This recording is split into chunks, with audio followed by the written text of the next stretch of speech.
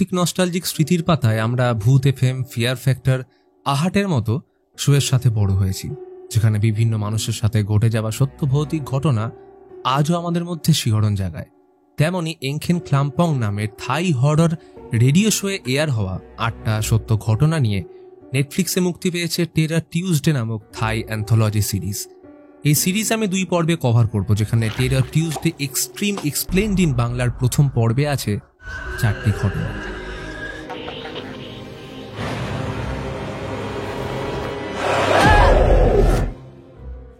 মাঝ রাস্তায় একটা গাড়ি উল্টে রয়েছে, 3 জন গুরুতর আহত, এল, আই এবং তাদের মা। আইয়ের জ্ঞান ফিরলে দেখে মা প্রায় অর্ধমৃত এবং এল গাড়ি থেকে নেমে সামনের রাস্তায় সাহায্য চাইতে এগিয়ে যাচ্ছে, আর তখনই একটা গাড়ি তাকে চাপা দিয়ে বেরিয়ে যায়। এই ঘটনার পর কেটে গেছে 1 মাস। আই এখন শারীরিকভাবে সুস্থ, তবে মানসিক ট্রমা অর্থাৎ পিটিএসডির শিকার। সেই রাতে বোনকে চোখের সামনে মুহূর্তে দেখে আজও হ্যালুসিনেশন ও দুঃস্বপ্ন তাড়া করে বেড়ায়। ঠিকভাবে ওষুধ না খেলে এটা আরও ভয়ানক অবস্থা ধারণ করতে পারে, তাই সুস্থতার ব্যাপারটা সময় সাপেক্ষ। এমন অবস্থায় আই নিজের নর্মাল লাইফে ফিরে আসার সাথে মাকেও বাড়িতে দেখাশোনা করতে হচ্ছে, কারণ ছোট মেয়ের মৃত্যু তাকে অনেক বেশি আঘাত করেছে। খাওয়া দাওয়া দূরের কথা, ওষুধটাও ঠিকমতো খেতে চায় না। সুযোগ পেলেই আইকে লুকিয়ে ওষুধ ডাস্টবিনে ফেলে দেয়। একদিন সকালে মা খুব উত্তেজিত হয়ে ডাকলে আই দেখে মা অর্ডার দিয়ে একটা সুন্দর পুতুল এনেছে, তার শরীরে মন্ত্রপুত সুতো পরানো। শুধু তাই নয়, পরনে ঠিক এলের মতো ড্রেস, এবং মা তাকে এল বলেই সম্বোধন করছে। আই তো দেখে অবাক। সমান মাকে পুতুলটা দিয়ে কয়েকটা নিয়ম মেনে চলতে বলে। প্রথমত, পুতুলটাকে মানুষের মতো 3 বেলা খাবার দিতে হবে, এবং তারা যেটা খাবে আর যখন খাবে সেটাই যেন পুতুলকে দেওয়া হয়। দ্বিতীয়ত, সারাদিন একে বাইরে রাখলেও প্রতিদিন ঠিক রাত 12টার আগে এটাকে বক্সে ঢুকিয়ে ফেলতে হবে। এবং সর্বশেষ নিয়ম, এই পুরো বাড়ি ঘিরে যে মন্ত্রপুত সুতোর গণ্ডি করা হলো, এর বাইরে যেন পুতুলটাকে না বের করা হয়, কারণ এতে মন্ত্র কাজ করবে না। রাতে আয় সমস্ত ঘটনা তার বন্ধু টুমকে ভিডিও কলে জানালে সে রীতিমতো অবাক। এই নিয়ে কথা হলে জানতে পারা যায় অ্যাক্সিডেন্টের রাতে আই গাড়ি ড্রাইভ করছিল, তাই পুরো ঘটনার দোষী সে নিজেকেই মনে করে। ওর বন্ধু বিষয়টা জেনে তাকে পজিটিভ হতে বলে, কারণ বিধির বিধান কেউ খণ্ডন করতে পারে না। অ্যাক্সিডেন্টে তার কোনো দোষ ছিল না, আর এখন ওর মা যদি একটা পুতুলকে নিজের মেয়ে ভেবে খুশি হয়ে সুস্থ হয়ে উঠতে পারে, তাহলে সেটা হোক, কারণ প্রত্যেকের নিজের মতো করে ট্রমা থেকে বেরিয়ে আসার অধিকার আছে। কথাটা শেষ করতেই কেমন যেন অস্বস্তি অনুভব হলো। ফোন রেখে নেমে আসলে দেখে পুতুলটা একভাবে টিভির দিকে তাকিয়ে বসে। আই টিভি বন্ধ করতেই মনে হলো পুতুলটা যেন তার দিকে তাকিয়ে হাসছে। তখনই মা চলে আসলে আইকে বকে টিভিটা চালিয়ে পুতুলটার পাশে বসে পড়ল।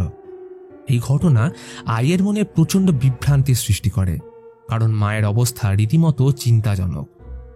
এক রাতে আই পুতুলটাকে লুকিয়ে বক্স থেকে বের করে জিজ্ঞেস করে, সত্যিই বল, তুই কি এল? প্রশ্ন করে আই একভাবে ওর দিকে তাকিয়ে রইল, খেয়াল করে না যে ঘড়ির কাঁটা তখন 12টা পেরিয়ে গেছে। আচমকা দেখে ওর সামনে দাঁড়িয়ে এল। এল আনন্দে ওকে জড়িয়ে ধরে বলল, আগে তোমায় খুব মিস করতাম, কিন্তু এখন তোমাদের কাছে পেয়ে সেই কষ্ট চলে গেছে। তবে আমি এটাও জানি তুই ঈর্ষার বশবর্তী হয়ে আমাকে মেরেছিস, যাতে মায়ের সব ভালোবাসা তুই পাস। কথাগুলো বলার সাথে হাতের বন্ধনী আরো শক্ত হয়ে উঠলে একটা সময় ভয় তাকে ঠেলে সরিয়ে দিতেই দুঃস্বপ্ন কাটিয়ে পরের দিন উঠে দেখে পোষ্য পাখি জীব খাঁচায় নেই। মাকে জিজ্ঞেস করলে সেও কিছু বলে না। ডাস্টবিন ওষুধগুলো আবারও পড়ে থাকতে দেখে মাকে বলতেই মা চিৎকার করে জানায় যে এলের জন্য সে খাবার বানাচ্ছে, আর এখন আই যত ওদের দুজনের থেকে দূরে থাকবে ততই ভালো। এই কথা শুনে সে চমকে যায়, মনস্থির করলো এর একটা বিহিত করতেই হবে। তাই পুতুলটা নিয়ে বাইরে ফেলতে গেলে মায়ের সাথে হাতাহাতি হওয়ায় পুতুলটার ড্রেস ছিঁড়ে যেতেই দেখে তার গোটা বডিতে অদ্ভুত সব চিহ্ন আর মন্ত্র লেখা। মা এক ঝটকায় পুতুলটাকে ছিনিয়ে নিয়ে চলে যায়। এরপর থেকে মায়ের অবস্থার আরও অবনতি হতে শুরু করলো। এখন মনে হয় পুতুলটা যেন সত্যি ওর সাথে কথা বলে। এক রাতে ঠিক করলো আই বাড়ি ছেড়ে পালাবে, কিন্তু এর ফলাফল কি হবে কে জানত, কারণ সুযোগ পেতেই মা আইকে ক্লোরোফর্ম শুকিয়ে অজ্ঞান করে চেয়ারে বেঁধে ফেলে। যখন জ্ঞান ফিরল, দেখে বাইরে বিভৎস বিদ্যুৎ চমকাচ্ছে আর সামনে বসে পুতুলটা একভাবে ওর দিকে তাকিয়ে। মা আইকে আদর করে এলের প্রিয় স্যুপ খেতে দিলে চমকে উঠল। দেখে সেটাই ভাসছে পোষ্য জিপের মাথা। ব্যঙ্গাত্মক কণ্ঠে বলল, আমরা দুজন একটা সিদ্ধান্ত নিয়েছি। তুই এমনিতেই বাবার মতো হয়েছিস, সে তো আমাদের ছেড়ে আগেই চলে গেছে। তাই আমি ঠিক করেছি আমরা দুজনেই এলের কাছে যাব, কারণ ও আমাদের খুব মিস করছে। এই বলে গ্লাসে কীটনাশক ঢেলে নিজে খাওয়ার পর অন্যটা আইকে জোর করে খাওয়াতে চেষ্টা করে, কিন্তু সে কোনো রকমে নিজেকে মুক্ত করে পালাতে গেলে মা ছুরি নিয়ে ওর উপর ঝাঁপিয়ে পড়ে। আই দুহাত দিয়ে ছুরি চেপে ধরলে তার হাত কেটে যায়। নিজেকে বাঁচাতে কোনো রকমে মাকে সে কাবু করে ফেলে। আইয়ের মনে পড়ে সমানের কথা, সুতোর গণ্ডি টপকালে মন্ত্রের প্রভাব কমবে। তাই পুতুলটাকে নিয়ে বাইরে গেলে এক ভয়ানক আত্মা ওর গলা টিপে মারতে চেষ্টা করে। যন্ত্রণা ও কষ্টে ছটফট করতে থাকা আইয়ের মনে পড়ছে অ্যাক্সিডেন্টের সকালের কথা। ওই দিন তার জন্মদিন ছিল। মা বোন দুজনেই কত খুশি। তারা কথা দিয়েছিল একে অপরকে ছেড়ে না যাবার, কিন্তু আজ কি হলো? আর তখনই মা একটা ছুরি দিয়ে প্রেতাত্মার উপর ঝাঁপিয়ে পড়লে সেটা ক্ষণিকের মধ্যে হাওয়ায় বিলীন হয়ে যায়। মা আদেশ দিল পুতুলটাকে বাইরে ফেলে আসার। প্রচণ্ড ঝড়ের মধ্যে আই পুতুল নিয়ে বাইরে এসে গন্ডি টপকাতে উল্টে পড়ে গেলে দেখা যায় জন্মদিনের ভিশন। এল আর মা বলছে, নিজেকে ক্ষমা করো, এগিয়ে যাও আই। তখনই সম্বিত ফিরতেই চমকে উঠল। আই দেখে ওর হাতে কোনো ছুরির আঘাত হয়নি। বাড়ির ভেতরেও সব নর্মাল। জীব তার খাঁচায় নিশ্চিন্তে ঘুমোচ্ছে। কিন্তু এটা কি করে সম্ভব? আর তখনই রিভিল হয় সব থেকে বড় টুইস্ট, কারণ সম্বিত ফিরতেই দেখে ঠিক ওর অন্য পাশে পড়ে আছে আরেকটা পুতুল, যেটা দেখতে ঠিক ওর মায়ের মতো। এরই সাথে ঘটনা ফ্ল্যাশব্যাকে যায় এবং আমরা জানতে পারি সেদিন অ্যাক্সিডেন্টে শুধু এল নয়, বরং তার মাও মারা গেছিল। এরপর সময়ের সাথে আই পিটিএসডির শিকার হলে ওর ডাক্তার জানতে পারে আই শুধু তার বোন নয়, বরং মাকে নিয়েও হ্যালুসিনেট করছে। তার মতে মা এখনো বেঁচে আছে, সে কোনো ওষুধ খেতে চায় না, কিন্তু বাস্তবে আই নিজেই ওষুধ খাচ্ছিল না, যার ফলে তার হ্যালুসিনেশন বেড়েই চলেছিল। ডাক্তার তাকে এই ভ্রম থেকে বেরিয়ে আসতে বললে আই তার বন্ধু টুনকে ভিডিও কল করার কথা জানায়। কিন্তু এইখানেও দেখা যায় যে আই ফোনে নিজের সাথেই কথা বলে এবং টুমের ক্যারেক্টার সে নিজেই প্লে করত। এই সত্য মিথ্যের মায়াজাল থেকে বেরিয়ে আসতে না পেরে একদিন আই সমানের থেকে দুটো পুতুল অর্ডার দিয়েছিল, যেটা দেখতে অবিকল তার মা ও বোনের মতো।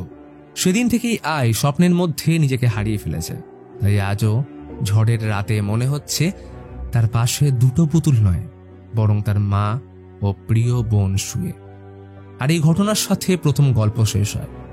বলা হয় মানুষের সব থেকে বড় শত্রু তার অনুশোচনা বোধ, যেটা থেকে বেরিয়ে আসতে না পারলে সেই মানুষ বেঁচে থেকেও মৃত। দ্বিতীয় গল্প শুরুতে দেখা যায় এক জীর্ণকায় মেয়ে বসে সেলাই করছে। পাগলের মতো করতে থাকা মেয়েটার শরীরের প্রতিটা হাড় গোনা যাচ্ছে।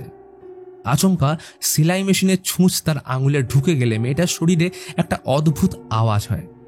এই মেয়েটা কে এবং তার এমন অবস্থার রহস্য কি, সেইটা গল্পের শেষে জানতে পারবে। শহরের ওয়েডিং ড্রেসের শপে মিলিকে তার ফুড ডেলিভারি বয় হিসেবে কাজ করা বয়ফ্রেন্ড ব্যাংক নামিয়ে দিয়ে যায়।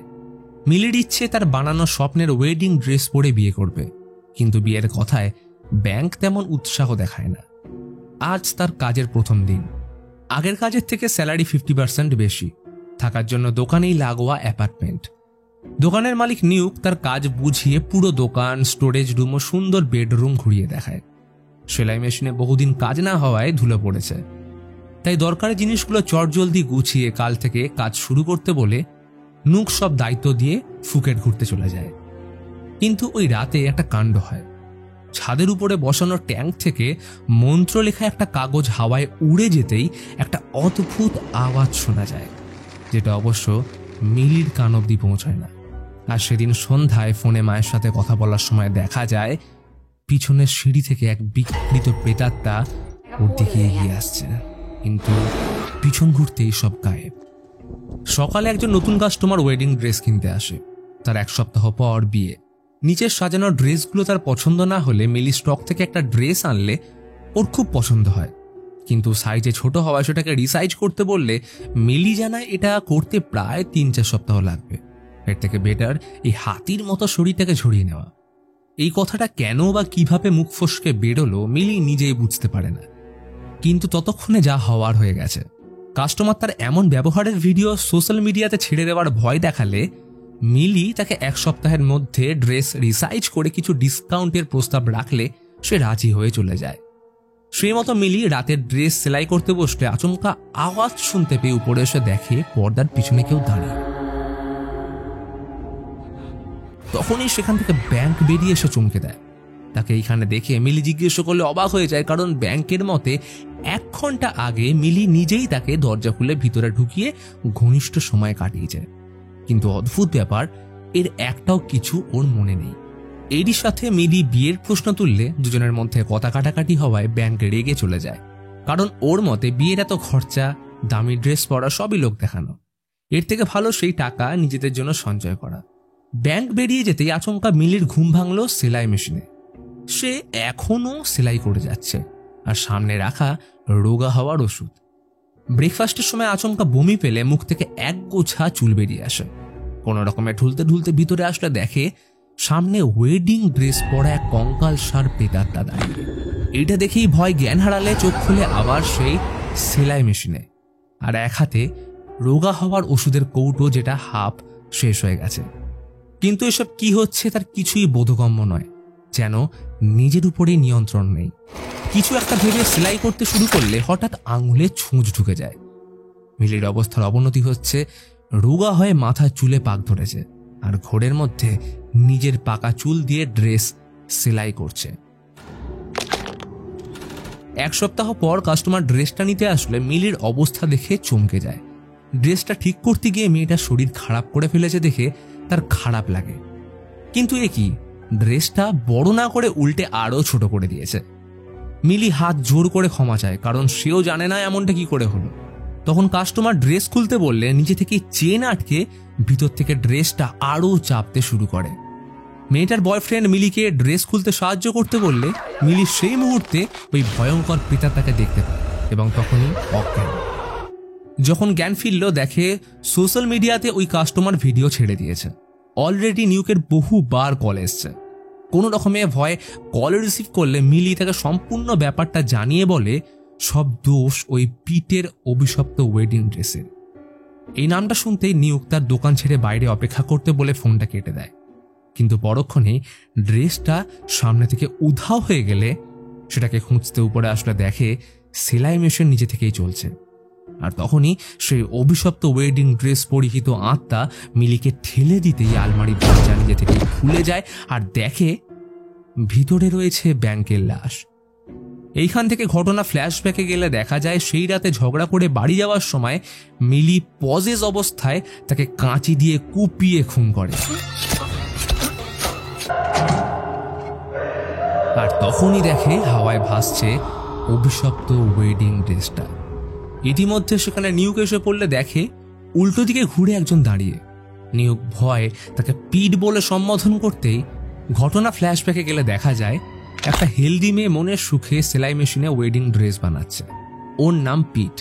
তার তৈরি করা ড্রেসের জন্য এই দোকানে কাপলদের ভিড় লেগেই থাকতো, কিন্তু সবার জন্য পারফেক্ট ওয়েডিং ড্রেস তৈরি করলেও পিটের নিজের বানানো ওয়েডিং ড্রেস পরার ইচ্ছেটা অসম্পূর্ণ রয়ে গেছে। এইরকম ফিগার নিয়ে কোনো ছেলেই তাকে বিয়ে করবে না। দোকানে আসতে থাকা প্রত্যেকটা কাস্টমারের ফিগার দেখে পিট ডিপ্রেসড হয়ে পড়তো। তার এমন অবস্থা দেখে একদিন নিউক বলল, আরে এমন ফিগার তো ওরা সার্জারি করে অ্যাচিভ করে, মার্কেটে এটা প্রচুর চলছে। এই কথা শুনে নিউকের বারণ করা সত্ত্বেও পিটের মাথায় পারফেক্ট ফিগারের জন্য সার্জারি করার ভূত চাপে। আর যেমনটা চেয়েছিল তেমনটাই হয়, একটা স্লিম ও আকর্ষণীয় ফিগার। কিন্তু এরপরেও তার রোগা ও পারফেক্ট হওয়ার নেশা থামল না। প্রতিদিন খাবার না খেয়ে রোগা হওয়ার ওষুধ খেতে শুরু করলে তার সাইড এফেক্ট বাড়তে থাকে।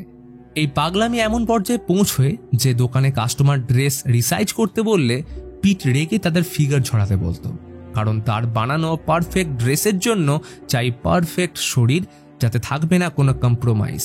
এটা মাথায় চড়ে বসলে নিউক পিটকে তার শরীর ও সৌন্দর্য নিয়ে পাগলামি থামাতে বলে ঝগড়া লাগায়। আর তখনই নিউক ভুলবশত ওর ড্রেসটা ছিঁড়ে ফেলে, যার কারণে পিট ওকে রেগে গলা টিপে মারতে গেলে নিজেকে বাঁচানোর জন্য নিউক ওর গলায় কাঁচি ঢুকিয়ে মেরে ফেলে। আর অবশেষে এই ঘটনা চাপা দেওয়ার জন্য তার বডি এনে ছাদের ওই ট্যাঙ্কের ভিতর ঢুকিয়ে দেয়। সেদিন ট্যাঙ্কে লাগানো ওই মন্ত্রলেখা কাগজ খুলে গেলে সে মুক্ত হয়ে যায়, আর প্রতিহিংসার আগুনে জর্জরিত পিটের আত্মা একইভাবে নিউকের খুন করে। কিন্তু এরপরও সব শেষ হয় না, কারণ এখনো বাকি তার জীবনের সেই অপূর্ণ স্বপ্ন। পিট মিলিকে পজেস করে ব্যাংকের লাশের সাথে বিয়ে সম্পন্ন করতেই সম্বিত ফিরে মিলি পাগলের মতো চেঁচিয়ে ওঠার সাথে পৃথিবীতে কেউ পারফেক্ট না, কেউ অযোগ্য নয়, প্রত্যেকেরই একটা জায়গা থাকে যেখানে সেই সেরা। তৃতীয় গল্পের শুরুতে দেখা যায় এক ফ্যামিলির 4 সদস্য শহর থেকে অনেক দূর একটা বাড়িতে শিফট করছে। বাবা, মা ও 2 ছেলে মেয়ে, নাম উইন আর লিন্ডা। বাবা হাই র্যাঙ্কের অফিসার হওয়া সত্ত্বেও কদিন আগে ক্যাসিনো কাণ্ডে ঘুষ নিতে গিয়ে ধরা পড়েছে এবং সেটা পুলিশকে জানিয়েছে তার ছেলে উইন। তাই জনরোষ থেকে গা ঢাকা দেওয়ার জন্য তারা কিছুদিন এই বাড়িতেই থাকবে। এদের পুরো ফ্যামিলি নিজের আলাদা সমস্যায় ভুগছে। আসলে লিন্ডা তার বাবার প্রথম পক্ষের বউয়ের সন্তান এবং মা এয়ার হোস্টেসের জবের সময় অন্য একজন পাইলটের সাথে সম্পর্ক তৈরি হলে জন্ম নেয় উইন। তাই উইনকে বাবা তার সন্তান মনেই করে না, তবে মা তাকে পাইলট বানাতে চায়। ফলে এইসব কারণে তাদের নিজেদের মধ্যে ঝগড়া লেগেই থাকে। বাড়িতে শিফট হওয়ার সময় উইন লক্ষ্য করে একটা বন্ধ রুমের দরজায় মন্ত্রপুত কাগজ বা তালিসমান লাগানো। ঘরে কি আছে কৌতূহলবশত দেখার চেষ্টা করলেও কোনো লাভ হয় না। সেদিন মাঝরাতে হঠাৎ ঘুম ভেঙে যায়, মাথায় খালি রুমটার কথা ঘুরছে। তাই চাবি এনে দরজা খোলার চেষ্টা করলে সেই তালিসমান মাঝখান থেকে ছিঁড়ে যায়, আর তখনই দরজা কেউ ভিতর থেকে ঠেলতে শুরু করে। উইন ভয় পিছিয়ে আসলে শুনতে পায় কিছু একটা ভারী জিনিস টেনে আনার শব্দ। হঠাৎ শরীর ভারী হয়ে এলো, অস্বস্তি অনুভব হচ্ছে। মনে হয় পিছন থেকে কেউ ওর দিকে আস্তে আস্তে এগিয়ে আসছে, তবে পিছন ঘুরে দেখার সাহস নেই। ভয়ের চোটে গলা শুকিয়ে কাঠ হয়ে আসলে তখনই লিন্ডা এসে পড়ায়। সব নর্মাল। তার হাবভাব দেখে লিন্ডার মনে হয় সে প্র্যাঙ্ক করছে। উইন কিছু না বলে চলে যেতেই দরজার নিচে দেখা যায় 4 জোড়া পা। পরের দিন ডিনারের সময় লিন্ডা খাবার নিয়ে উপরে যেতে গেলে মা বলে, খাবার খেতে হলে এইখানেই খাও, উপরে নয়। এই কথা এসে রেগে প্লেট রেখে উপরে গিয়ে সজোরে দরজা লাগিয়ে দিলে মা তাকে বকার জন্য উপরে আসতেই দেখে লিন্ডা তো নিচেই বসে। তাহলে উপরে কার শব্দ? কিছুক্ষণ ভাবনা চিন্তা করার পর মা ওই বন্ধ রুমের তালা ভেঙে ঢুকলে দেখে এখানকার সব জানলা কাগজ দিয়ে ঢাকা, আর একটা সোফা সাদা চাদরে ঢাকা পড়ে রয়েছে। এরপর সবাই ঘুমোতে চলে গেলে সিঁড়ির অন্ধকার কোণে কাউকে দাঁড়িয়ে থাকতে দেখা যায়। মাঝরাতে ওয়াইন খেতে উঠলে মায়েরও একবার মনে হয় রান্নাঘরে কেউ যেন ওর পিছু নিয়েছে, কিন্তু সবটা মনের ভুল ভেবে উড়িয়ে দেয়। এদিকে উইন তখন টিভি চালিয়ে একা বসে। লিন্ডাকে আসতে দেখে নিজেদের মধ্যে দূরত্ব কমানোর জন্য তাকে নুডলস অফার করে। আসলে পরিবারের মধ্যে উইন সব থেকে বেশি একাকিত্বে ভোগে। লিন্ডা বিদেশে শিফট হওয়ার স্বপ্ন দেখলে উইন পুরো ফ্যামিলিকে একসাথে দেখতে চায়। হয়তো কোনো একটা সকালে শুরু হবে টেবিলে হাসি মুখে ব্রেকফাস্ট দিয়ে। গল্প করতে করতে কিছুটা নুডলস মাটিতে পড়ে গেলে খাওয়া শেষ করার পর সেটা ক্লিন করার আগেই একটা ভুতুড়ে হাত সেটা সরিয়ে নেয়। উইন ততক্ষণে নুডলস দেখতে না পেয়ে তো অবাক। উইনের কথায় বিশ্বাস না হলে লিন্ডা নিজেও খোঁজার চেষ্টা করে, তবে খেয়াল করে না সোফার পিছনে লুকিয়ে ছিল একটা কারণ আত্মা। উইনের মনে হয় এটা ওই দরজায় লাগানো তালিসমান ছিঁড়ে যাওয়ার কারণেই হচ্ছে, তাই সেটাকে টেপ দিয়ে কভার করে দেয়। কিন্তু পরের দিন সকালে উঠে দেখে সেটাকে কেউ ছিঁড়ে দিয়েছে। তখনই আচমকা আগমন হয় মায়ের।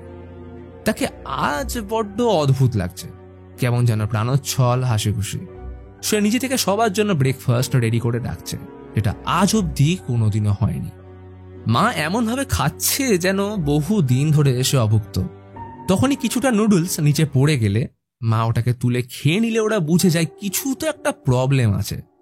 উইন তখন লিন্ডার ফোন নিয়ে দরজায় লাগানো তালিসমানের বিষয়ে গুগল করলে দেখে এটার ব্যবহার আত্মাকে বিশিষ্ট কোনো জায়গায় আটকে রাখতে করা হয়। এই বিষয়ে একটা ঘটনার উল্লেখ ছিল, যেখানে 4 সদস্যের এক পরিবারের মৃত্যু সুকিয়াকে সুপে মেশানো বিষের কারণে হয়েছিল। আর বলা হয় এই বাড়ির কোনো সদস্য এই 3 জনের আত্মা একটা রুমে তালিসমান দিয়ে আটকে রেখেছিল। সাথে আরো অদ্ভুত ব্যাপার, গুগলে যে ছবিটা শো করছে সেটা তাদেরই বাড়ির দরজা। সন্দেহ আরো বাড়ল ডিনারের সময়, কারণ মা সবার জন্য সুকিয়াকে স্যুপ রান্না করেছে। এমনিতেই মা কোনোদিনও রান্না করে না, তার উপর আজ করলো তো একদম ডাইরেক্ট সুকিয়াকি। ব্যাপারগুলো বড্ড সন্দেহজনক। কথাবার্তার মধ্যে মায়ের মাথা গরম হয়ে গেলে হাতে চাকু নিয়ে ফ্যামিলি সিক্রেট সবার সামনে পাস আউট করতে থাকে। এই যেমন বাবার অবৈধ সম্পর্ক, লিন্ডার সেলফিশ মনোভাব, ভাই উইনের সাথে খারাপ ব্যবহার করা যাতে তার সাথে সম্পত্তি ভাগ করতে না হয়, এছাড়াও বাবার মেয়ে লিগো। এই নিয়ে ঝগড়ার মাঝে পজেস মা সুপে দেওয়ার জন্য মাংসের পিস কাটতে গিয়ে নিজের হাত কেটে বসে আর আচমকা বাবার উপর চিৎকার করে ঝাঁপিয়ে পড়ে। বাবা নিজেকে বাঁচানোর জন্য মায়ের মাথা ফাটিয়ে লিন্ডাকে মারতে যায়। উইন এই সুযোগে বাবার লুকোনো বন্দুক আনতে গেলে বাবা লিন্ডার গলা টিপে মেরে ফেলে। ওয়েন সিঁড়ি থেকে ভয়ার্থভাবে এই ঘটনা দেখা ছাড়া কোনো উপায় ছিল না। এরপর বাবা তাকে মারতে এগিয়ে আসলে পজেস লিন্ডা বাবার মাথা সিঁড়িতে ঠুকে মেরে ফেলে। আর এখন পালা উইনের। কিন্তু উইন গুলি করে লিন্ডাকে মেরে ফেললেও কোনো লাভ হয় না, কারণ বাবা মা লিন্ডা একসাথে ওকে মারতে এগিয়ে আসছে। অবশেষে সেই রুমটায় ঢুকে দরজা বন্ধ করে পিছুতেই কিছু একটায় পা আটকে উইন পড়ে যেতেই আচমকা দেখে ওরা সবাই একসাথে ডিনার টেবিলে বসে সবাই মনের সুখে খাচ্ছে আর গল্প করছে, যেমনটা তার স্বপ্ন ছিল। হঠাৎ উইনের মুখ থেকে রক্ত বেরিয়ে আসতেই দেখে টেবিলে সবাই সুকিয়াকে সুপের বিষক্রিয়ায় মৃত পড়ে রয়েছে। ক্ষণিকের মধ্যে ভ্রম কাটতেই চমকে উঠল, দেখে ওর সামনে সোফায় পড়ে রয়েছে মা বাবার লাশ, আর উইন টেনে আনছে লিন্ডার দেহ। এরপর একটা ক্যামেরা সেট করে উইন তুলে ফেলল সেই পারফেক্ট ফ্যামিলির ছবি। এরপর বাইরে যাওয়ার আগে উইন নিজেকেই বলল, আজ থেকে তুমি আর কখনো একা থাকবে না। কথাটা শেষ করে দরজা দিয়ে তালিসমান আটকে উইন নিজেকেই শুট করলে রিভিল হয় আসল রহস্য। আসলে ছোট থেকে ফ্যামিলি প্রবলেম ও বাবা মায়ের সঠিক স্নেহ না পাওয়ার কারণে উইন একাকিত্বে বশবর্তী হয়ে মেন্টাল ট্রমার শিকার হয়। তার এই পারফেক্ট ফ্যামিলির আকাঙ্ক্ষা তাকে এমন পর্যায়ে নিয়ে গেছিল যে সে নিজেই বাবাকে পুলিশের কাছে ধরিয়ে দিয়ে ভেবেছিল যে এই বাড়িতে শিফট হওয়ার পর তাদের সবার মধ্যে দূরত্ব কমবে।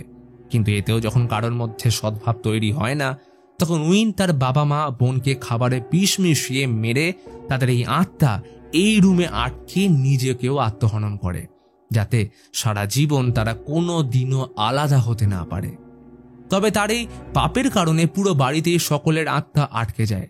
তাই বাকি তিনজনের আত্মা উইনকে বারবার সেই বিগত দিনের পুনরাবৃত্তি করাতে থাকে, যাতে অনন্তকাল সে একাকিত্বের কষ্ট ভুলতে না পারে। অর্থাৎ এর ফলে একটা টাইম লুপ তৈরি হয়, যার কারণে গল্পটা শুরু থেকে খুব ভালো করে দেখলে তবেই বিশেষ কিছু জায়গায় বাড়িতে এই 4 জনের আত্মার উপস্থিতি দেখতে পাওয়া যায়। আর এই নেভার এন্ডিং টাইম লুপের সাথে তৃতীয় গল্প এখানেই শেষ হলে আমাদের দিয়ে যায় একটা দামি শিক্ষা। বাবা মায়ের মাঝে মতানৈক্য এবং ঝগড়া দীর্ঘদিন একটা শিশুর মধ্যে নেতিবাচক প্রভাব ফেলে, কারণ তার নিশ্চিত আশ্রয়স্থল ও ভরসা দুটোই নষ্ট হয়ে যায়। চতুর্থ গল্পের শুরুতে রিসর্টের সুইমিং পুলে একটা ছেলেকে জলে ডুবে থাকতে দেখা যায়। তাকে বাঁচাতে একটা মেয়ে ঝাঁপিয়ে পড়লে ছেলেটা চমকে ওঠে, আর উল্টে মেয়েটাই ডুবতে শুরু করে। অবশেষে ছেলেটা ওকে বাঁচিয়ে অবাক হয়ে জিজ্ঞেস করে, সে যখন সাঁতার কাটতেই পারে না তাহলে ঝাঁপ দিল কেন? এই নিয়ে দুজনের মধ্যে কথা শুরু হলো, আর ঘটনা এগিয়ে যায় 8 বছর পর। ওই দুজন এখন বন্ধু থেকে কাপল। তাদের নাম নাট আর ডাও। ভিলার কাছেই তারা এসেছে ব্ল্যাক হিল শ্রাইনের এক জাগ্রত দেবীর উদ্দেশ্যে। বেলায় দেবীর পুজো করতে গেলে সেখানকার এক মহিলা তাদের আটকে দেয়, কারণ এখানে বর্তমানে যত কাপল আসে তারা এই জায়গার মাহাত্ম্য না জেনেই পুজো দেয়। এই বলে ব্ল্যাক হিল গডেসের প্রাচীন কাহিনী বলতে শুরু করেন। এই দেবী ছিলেন এক মাছ ব্যবসায়ীর মেয়ে। তিনি রাজ্যের যুবরাজের প্রেমে পড়েন এবং তার ভালোবাসাও ছিল পবিত্র। কিন্তু গুরুজনেরা তাদের এই জাতিগত বিভাজনের কারণে সম্পর্ক না মানলে দেবী নিজেকে শেষ করে দেয়। এরপর থেকে এই দেবীকে পুজো করতে বহু প্রেমিক প্রেমিকারা এখানে আসে। কিন্তু এই কাহিনী অর্ধ সত্য, যেটা অনেকেরই অজানা। কারণ যুবরাজ দেবীর সাথে সম্পর্কের আড়ালে আগে থেকেই বিবাহিত ছিল, যার কারণে মৃত্যুর পর ক্রোধিত দেবী ঝড় বৃষ্টি সহ ফিরে আসে যুবরাজকে শাস্তি দেওয়ার জন্য। আর সেদিন বৃষ্টির প্রতি ফোঁটা যুবরাজের শরীরে ছুরির মতো বিঁধছিল। আর যতক্ষণ যুবরাজ তার ছল, মিথ্যে ও মনের গোপন কথার বহিঃপ্রকাশ না করেছিল, ততক্ষণ সেই ক্ষুরধার বৃষ্টি তার শরীর ছিন্ন ভিন্ন করে যায়। আর এটাই দেবীর আসল রূপ, কারণ তার কাছে ভালোবাসার গুরুত্ব ঠিক জন্ম মৃত্যুর মতোই পবিত্র, যেখানে ছল কপটের কোনো অস্তিত্ব নেই। দেবীর অসীম ক্ষমতার কারণে কাপেলের মধ্যে লুকিয়ে থাকা ডার্ক সিক্রেট রিভিল করতে হয়, যা একদিকে আশীর্বাদ আবার অভিশাপ। তাই দেবীর কাছে প্রার্থনা করার আগে সাবধান। সব জানার পর দুজন দেবীর কাছে প্রার্থনা করে সারা জীবন একসাথে থাকার প্রমিস করে। এরপর তারা ধূপের একটা লাকি নাম্বার থেকে তাদের ফরচুন পড়তে হতো, কিন্তু সেটা ভিজে থাকার কারণে ন্যাট পড়তে অস্বীকার করে। কিন্তু সে এটা ইচ্ছে করেই পড়ে না, কারণ সেখানে লেখা ছিল এরা যদি নিজেদের সিক্রেট একে অপরকে না বলে তাহলে সম্পর্ক চিরজীবনের মতো শেষ হয়ে যাবে। এরপর তারা ভিলায় ফিরে আসে। এই ভিলাটা আসলে ডাওর বাবার, যেটার আর্কিটেক্ট নাট। ডাওর প্ল্যান তারা ভিলার বিজনেস করে এইখানেই থেকে যাবে, কারণ এমনিতেও ডাওর টাকার অভাব নেই। কিন্তু ন্যাট বিদেশ যেতে চায়, কারণ সুইডেনের একটা আর্কিটেক্ট কোম্পানি তাকে জব অফার করেছে, যেটা বহুদিন ধরে সে ডাওর কাছে লুকিয়ে যাচ্ছে। আজ একবার এটা নিয়ে বলবে ভাবলেও ডাওর বাবার ভিডিও কল আসে, যেখানে তিনি ফুকেটের একটা নতুন রিসর্টের দায়িত্ব ন্যাটকে দিলে কথাটা আবার চেপে যায়। সে বুঝতে পারে ডাও এবং ওর বাবা মন প্রাণ থেকে চায় যে নাট তাদের রিসর্টের বিজনেসটা দেখুক। সন্ধ্যায় একসাথে বসে গল্প করার সময় ন্যাট আচমকা সেই দেবীকে দেখতে পায়, যেটা তাদের দিকে ধীরে ধীরে এগিয়ে আসছে। তার বিভৎস রূপ দেখে দুজনে পালাতে গেলে বৃষ্টি ছুরির মতো ন্যাটের শরীর ক্ষতবিক্ষত করে দেয়, কিন্তু তাকে বাঁচাতে ডাও আসতেই আবার সব নির্মূল হয়ে যায়। তখনই দেবী এসে তাদের সামনে ওই ফরচুন লেখা কাগজ ফেলে দিয়ে যায়, যেখানে লেখা ছিল মনের মধ্যে একে অপরের থেকে কোনো সিক্রেট লুকোনো যাবে না, অন্যথা তারা মারা পড়বে। তো প্রথম সিক্রেট রিভিল করলো ন্যাট। তার সুইডেনের কোম্পানির জব অফার রিসিভ করার কথা, যেটা তাকে এতদিন সে জানায়নি। অর্থাৎ সে ডাওকে রেখে একাই যাওয়ার প্ল্যান করেছে। এই কথা শুনে ডাও কান্নায় ভেঙে পড়ে, কারণ আজ সে দেবীর কাছে তাদের বিয়ের জন্য প্রার্থনা করেছিল। কিন্তু ডাও ওকে ছেড়ে ভিতরে আসতে আচমকা দেবী ওর গলা টিপে ধরে, কারণ সিক্রেট শুধু ন্যাটের নয়, ডাওয়েরও রয়েছে। এইখানে রিভিল হয় ডাও তার বন্ধুর বেবি শাওয়ারের ইনভিটেশনে গিয়ে তাদের বলেছিল ন্যাট ওর সাথে যেহেতু আগের মতো কথা বলে না, তাই ওর প্রতি ফিলিংস নষ্ট হয়ে গেছে। ন্যাট এটা জেনে শক পেলেও আরও সিক্রেট বেরিয়ে আসে। শুরুর দিকে ন্যাট তখন কাজ খুঁজতে পাগলের মতো ঘুরছে। ডাওর বাবা যথেষ্ট ক্ষমতাশালী হওয়ায় তার সুপারিশে ন্যাটের কাজ সহজেই হতে পারত, কিন্তু ন্যাট নিজের ক্ষমতায় সেটা পেতে চেয়েছিল। কিন্তু দীর্ঘদিন সে কাজ না পেলে তখন ডাওয়ের বাবাকে বলে ন্যাটকে এই ভিলার প্রজেক্ট পাইয়ে দিয়েছিল, যেটা সে ন্যাটের কাছে লুকিয়েছে। অর্থাৎ ন্যাট এতদিন ভাবত এই প্রজেক্ট সে তার নিজের দক্ষতায় পেয়েছিল। এই কথা জেনে সে দুঃখ পেলে আরেকটা সিক্রেট রিভিল করে যে ডাওয়ের বাবা ক্যান্সার আক্রান্ত হলে তার অবর্তমানে মেয়েকে দেখার জন্য ন্যাটকে তিনি বিদেশে যেতে মানা করে। তাই সে এতদিন ডাও ও তার অসুস্থ বাবার কথা ভেবে নিজের ভবিষ্যৎ নষ্ট করে বিদেশ যাওয়া থেকে আটকে রেখেছে। কিন্তু এখন বাবা সুস্থ হওয়ার পর ন্যাট এই বন্দিদশা থেকে মুক্তির জন্য অবশেষে সুইডেনের জব অফার অ্যাকসেপ্ট করে ফেলেছে। এই কথা শুনে দুজনেই বুঝতে পারে তাদের মধ্যে এতদিন অনেক দূরত্ব তৈরি হয়ে গেছে। তাই এই নিয়ে ঝগড়া হলে ডাও ছুটে বাইরে আসতেই বৃষ্টিতে ওর শরীর ক্ষতবিক্ষত হয়ে যায়।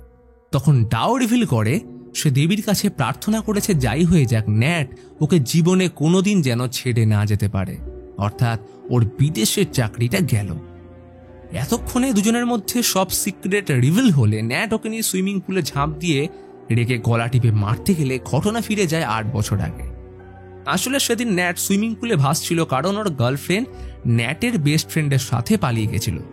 আর অন্যদিকে ডাওয়ের যেহেতু কোনো বন্ধু সার্কেল ছিল না, তাই এমন অবস্থায় দুজন একে অপরের শূন্যতা মেটানোর জন্য টাইম পাস করতে এলে সম্পর্কে জড়িয়ে পড়ে ও এইভাবেই 8 বছর কাটিয়ে দেয়। তখন ন্যাট বলে যে আসল জীবনের সুখী ও ভালোবাসার জীবন কাটাতে হলে অনেক বড় বন্ধু সার্কেলের দরকার পড়ে না, বরং দরকার কাছের কটা জেনুইন মানুষ যারা দুঃখে পাশে থাকবে আর সাথে আরেকজন যার সাথে বাকি জীবনটা কাটাবে। এতক্ষণে তারা একে অপরের ভুল বুঝতে পেরে ন্যাট ডাওকে জড়িয়ে ধরে এবং কথা দেয় তারা কোনোদিনও একে অপরকে ছেড়ে যাবে না আর কোনোদিন কোনো সিক্রেট লুকোবে না। এই ঘটনার পর দেবী সেখান থেকে হাওয়ায় মিলিয়ে যায়। পরের দিন সকালে বাড়ি ফেরার পথে ন্যাটের মেল আসে কাজে জয়েন করার, কিন্তু আজ এটা লুকোনোর প্রয়োজন নেই, কারণ ডাও জানে এখন যা কিছু হবে সেটা একজনের নয়, বরং দুজনের সম্মতি নিয়ে একে অপরকে ভালোবেসে। আর এর সাথেই চতুর্থ গল্প শেষ হয়। তো কেমন লাগলো তোমাদের এই সত্য ঘটনার উপর অ্যান্থোলজি সিরিজ? এর বাকি 4টে সত্য ঘটনা যদি চটজলদি জানতে চাও তাহলে অবশ্যই কমেন্ট করে জানাও। তাহলে আজকের মতন এখানেই দেখা হচ্ছে পরের ভিডিওতে।